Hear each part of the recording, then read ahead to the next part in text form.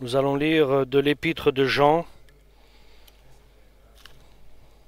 L'épître de Jean,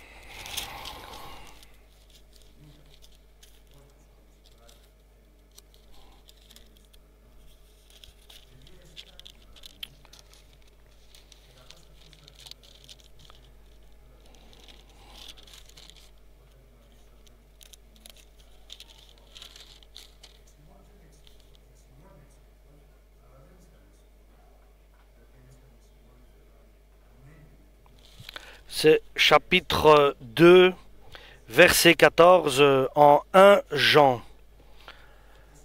Le livre de Jean 1er, chapitre 2 et verset 14. Je vous écris, mes enfants, parce que vous connaissez le Père. Je vous écris, Père, parce que vous connaissez celui qui a existé dès le commencement. Je vous écris, jeunes gens, parce que vous êtes forts. La parole de Dieu demeure en vous, et vous avez vaincu le mauvais.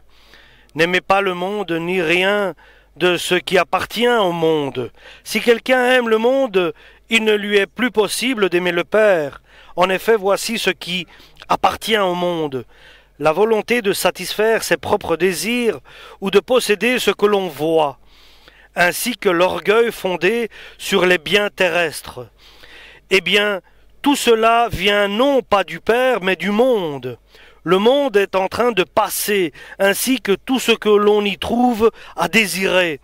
Mais celui qui fait la volonté de Dieu vit pour toujours. Mes enfants, voici la dernière heure. Vous avez entendu dire que l'adversaire de Christ va venir. Or maintenant, de nombreux adversaires de Christ sont apparus. Et nous savons ainsi que nous en sommes à la dernière heure. Ces gens nous ont quittés, mais ils n'étaient pas vraiment des nôtres. En effet, ils avaient été des nôtres. Ils seraient restés s'ils avaient été des nôtres. Mais ils nous ont quittés, afin qu'il soit évident qu'aucun d'eux n'était vraiment des nôtres. Quant à vous, vous avez reçu le Saint-Esprit de la part du Christ, de sorte que vous connaissez tous la vérité.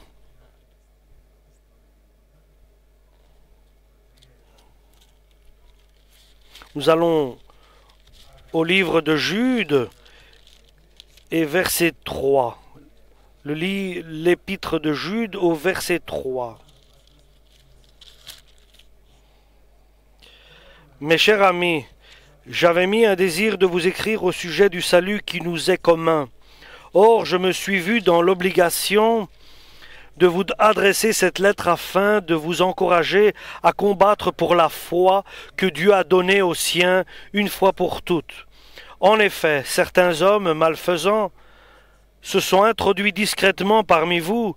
Ils déforment le sens de la grâce de notre Dieu pour justifier leur vie immorale. Et ils rejettent ainsi Jésus-Christ, notre seul Maître et Seigneur. Alléluia.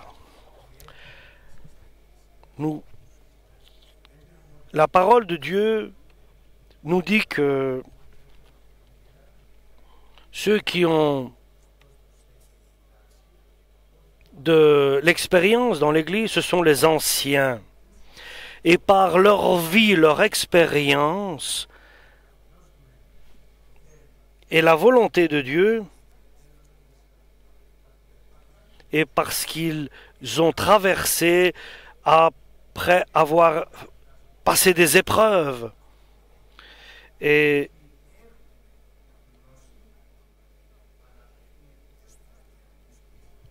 Jean s'adresse aux jeunes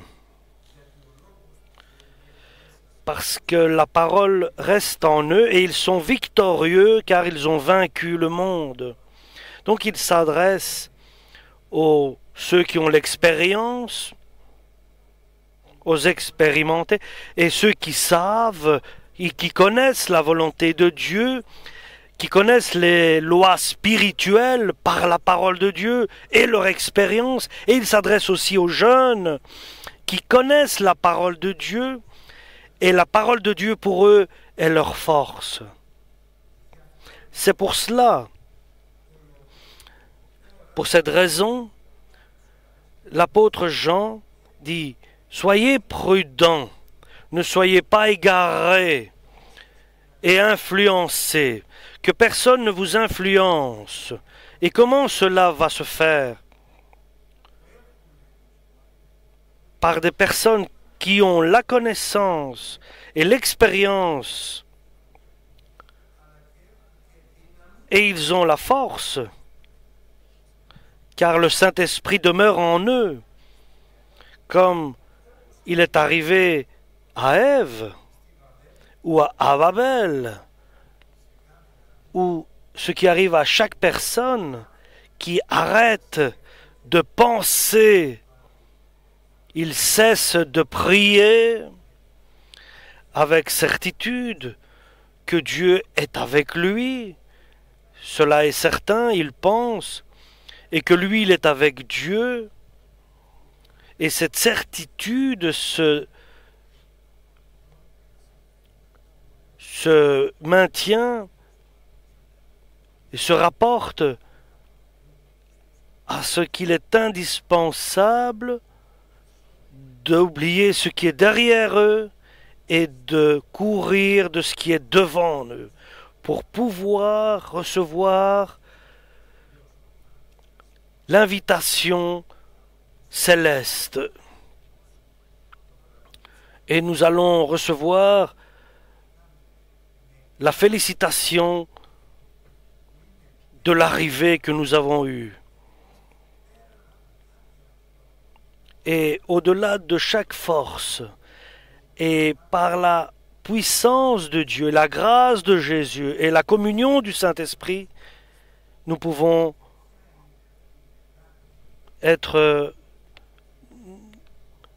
résister au modèle de ce monde.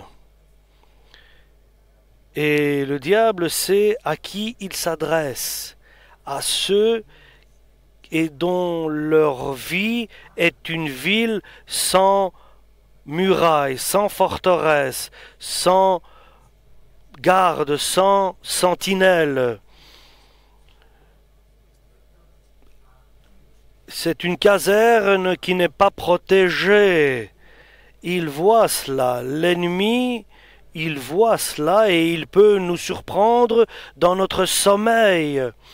L'ennemi peut nous attraper tous, sans exception, dans notre sommeil, si nous ne sommes pas éveillés, prudents et étant dans la prière, car nous savons il y a une loi spirituelle qui existe, que notre âme est toujours en danger. Alléluia, nous devons le savoir, et que l'ennemi ne nous attrape pas dans notre sommeil, ne nous surprend pas dans notre sommeil,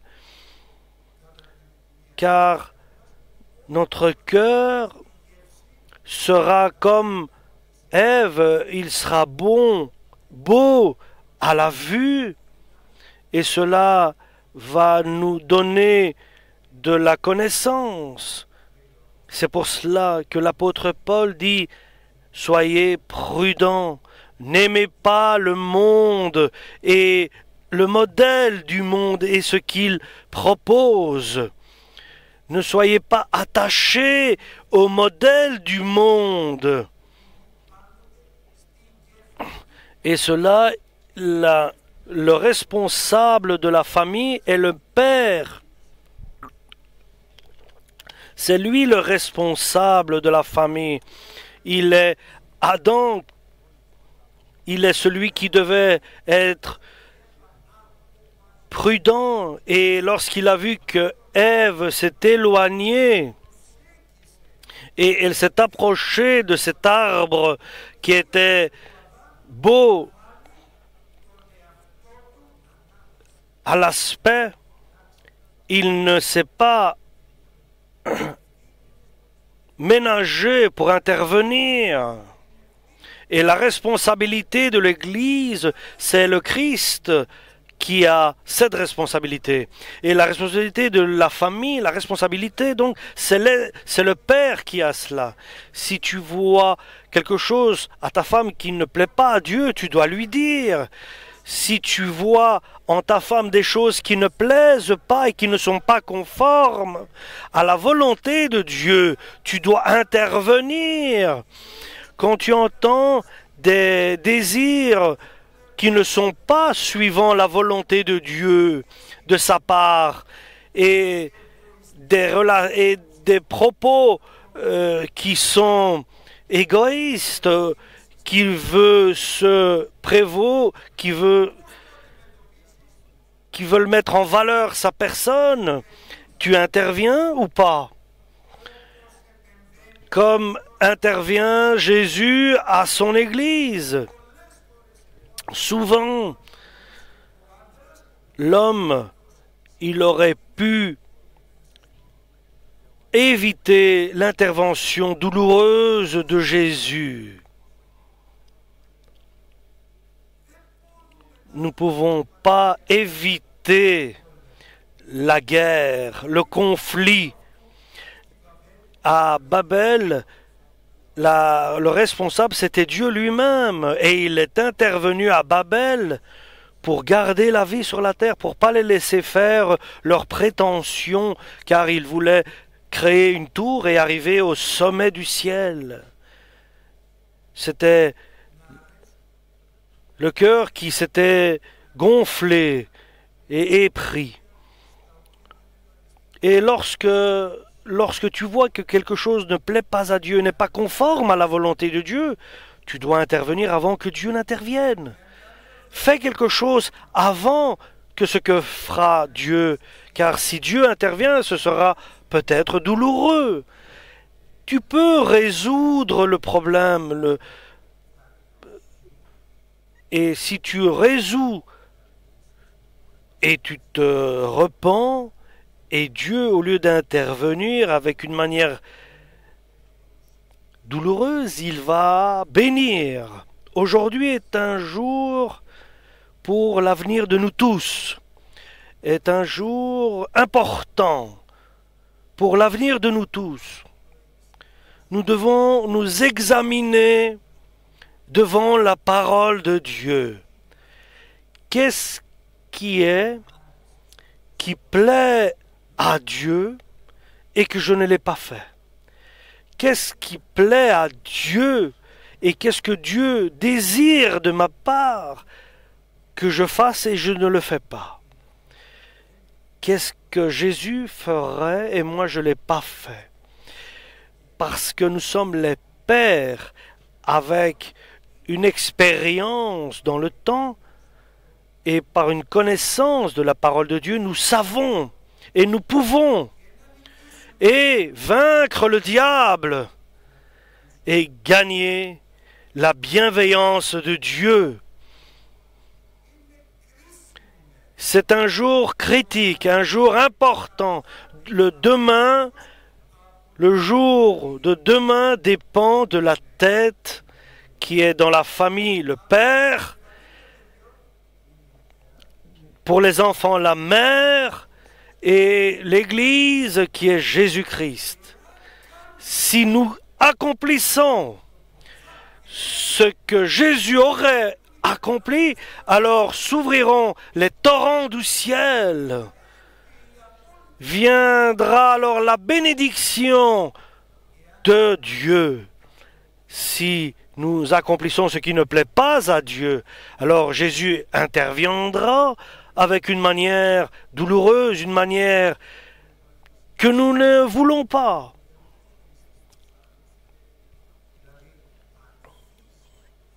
Dieu commence par l'Église Et il a commencé par l'Église. Et le jugement de Dieu n'a pas une position de punition, une forme punitive, mais c'est plutôt une forme de ramener quelqu'un sur le droit chemin, de rétablir ce qui s'est égaré, de ramener ce qui s'est égaré. Ainsi, nous connaîtrons alors la volonté de Dieu. Et Dieu nous donnera la force pour pouvoir l'accomplir, car il met en nous le désir de faire et d'accomplir.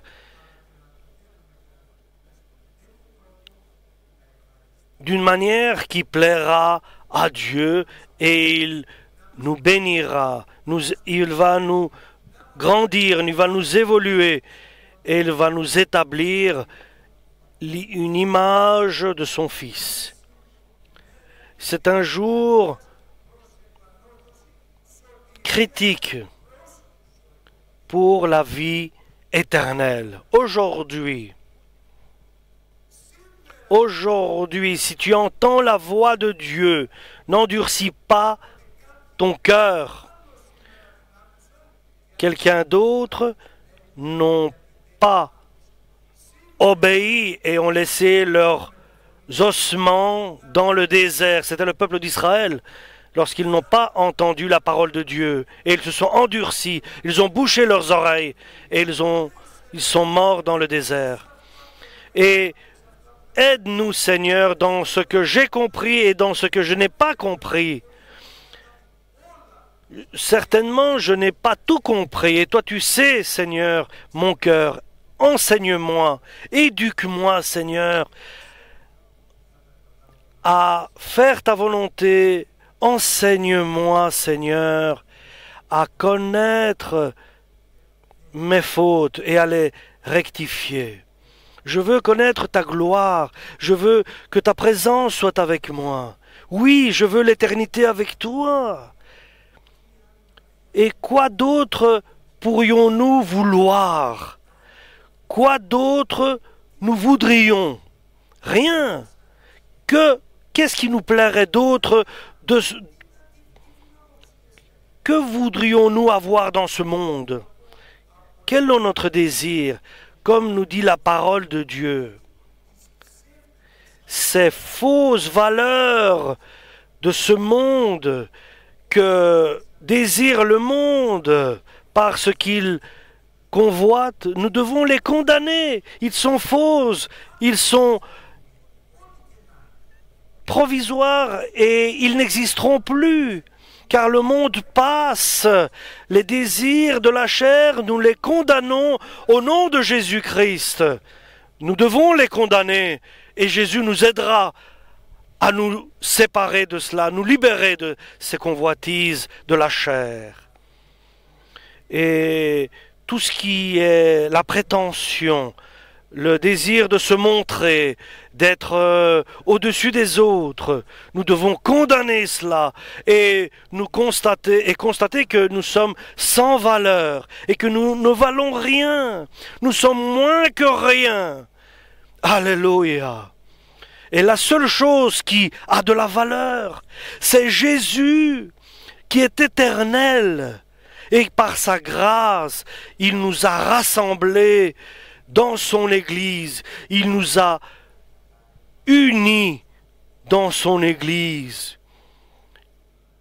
Alléluia. Rien n'a de valeur dans ce monde, car tout va disparaître. Tout va être changé. Sauf Jésus qui est la vérité, le chemin et la vie. Tout le reste est mensonge. Et le monde passe, et les désirs du monde aussi. Et le secret, c'est que celui qui accomplit la volonté de Dieu vivra éternellement avec lui, dans la lumière et non dans l'obscurité. Et La repentance, la confession, la repentance et le retour vers Jésus-Christ, voilà la clé du secret. Voilà la clé de la vie. Revenir vers Jésus, tout dépend et tout commence par là. Car la parole de Dieu est éternelle. Nous ne pouvons pas marcher selon notre fantaisie et croire que je suis en Jésus-Christ et je fais sa volonté et je ne le fais pas en fait. Et je considère que j'ai tout accompli et que ce n'est pas ma faute mais la faute de ma femme, ce n'est pas ma faute mais la faute de mon frère, c'est la faute de l'un, c'est la faute de l'autre, c'est la faute du pasteur, des anciens. Et je le dis souvent, chers frères et sœurs, et je vais le répéter aujourd'hui, mettons dans notre cœur, c'est moi le responsable, c'est moi qui est le seul responsable de ce qui m'arrive. Soyons clairs, soyons sincères et confessons que c'est nous qui sommes responsables. Et nous devons mettre cela au bien profond de notre cœur, que c'est nous qui sommes responsables de nos conséquences, de ce qui nous arrive, chacun personnellement pour lui. Donc aujourd'hui, un jour très important pour nous tous, sans exception. Ne laisse pas ton cœur te tromper et dire ce n'est pas de ma faute. Oui, c'est notre faute. C'est la faute de chacun de nous pour ce qui arrive. L'apôtre Jean dit c'est la dernière heure qui est devant nous. Et vous avez entendu que le Seigneur revient. Et il y a aussi l'Antichrist qui revient. La vérité est que la colère de Dieu s'approche pour se révéler sur l'être humain. Ne soyons pas dans sa colère. Nous n'avons pas été appelés pour subir la colère de Dieu, mais la bénédiction de Dieu. Oui, Dieu est en colère contre le monde. Et la parole de Dieu nous dit, il y a des antichrists. Ils sont sortis parmi nous, ils étaient parmi nous, et ils se sont éloignés. Car s'ils étaient avec nous, ils seraient restés avec nous, mais ils sont sortis. Ils sont partis de l'Église. Ils n'étaient pas des nôtres.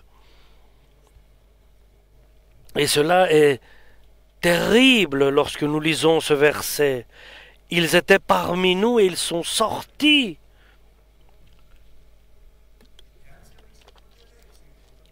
S'ils étaient des nôtres, ils ne seraient pas partis. Et cela a été accompli ainsi pour que soit révélé qui ils étaient vraiment. Quelle est la parole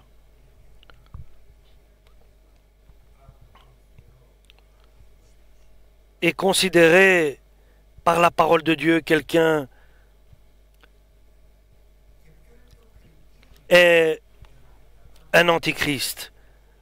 Comment peut-on comprendre si chacun de nous sommes contre Jésus? Il y a l'onction du Saint-Esprit et la force du Saint-Esprit, lequel dit, vous l'avez reçu du Christ pour savoir et connaître la vérité. Et connaissant la vérité, nous savons que tout le mensonge n'est pas de Dieu. Donc avec l'onction du Saint-Esprit, nous avons la possibilité de connaître et de discerner le mensonge de la vérité. Et avec l'onction du Saint-Esprit, Dieu nous enseigne, il est notre enseignant, notre éducateur. Alléluia. Alors, il y avait les agnostiques. Ils ont amené dans l'Église des séparations, des différends, des conflits. Ils étaient pourtant dans la pureté, mais ils considéraient qu'ils connaissaient des choses au-delà de la vérité. Et l'apôtre Jean dit, la foi a été donnée une fois pour toutes, il ne faut pas rajouter ou retrancher. Cela est déjà donné. Elle a été inscrite dans l'évangile de Jésus-Christ. Il ne faut pas ajouter. Et ceux qui étaient gnostiques, ceux qui avaient la connaissance, soi-disant, ils disaient que Jésus était un être humain et il est devenu Christ lorsque est venu au Jourdain, Dieu est venu par le Saint-Esprit sous forme d'une colombe et il est parti avant sa mort. Jésus ne naît pas et ne meurt pas. C'est ce qu'il disait. Il changeait la vérité de la parole de Dieu. Ils changeaient la logique de l'Évangile par leurs propos. Et il est important de faire attention à ce qui nous détourne à la tromperie, à l'égarement. Et si je te dis quelque chose d'accomplir, et si je te demande, je vais aller là, je vais te dire vas-y, et qu'après tu es renvoyé, ça va te faire mal et tu seras étonné. Est-ce que je vais me marier cette fille? Oui, oui, prends celle-ci, pas l'autre. Et qu'après 10 jours, tu te sépares. Bien sûr, je t'ai trompé, je t'ai induit en erreur. Et l'erreur peut arriver en disant ce n'est pas grave, ou bien elle vient en ajoutant quelque chose qui n'est pas la volonté de Dieu. La première erreur était lorsque Ève a été demandée si vraiment Dieu leur a dit qu'il est interdit de manger de tous les arbres qui étaient dans le paradis. Ève a dit non, il nous a dit de manger, oui, mais de ne pas manger de celui dont il y a...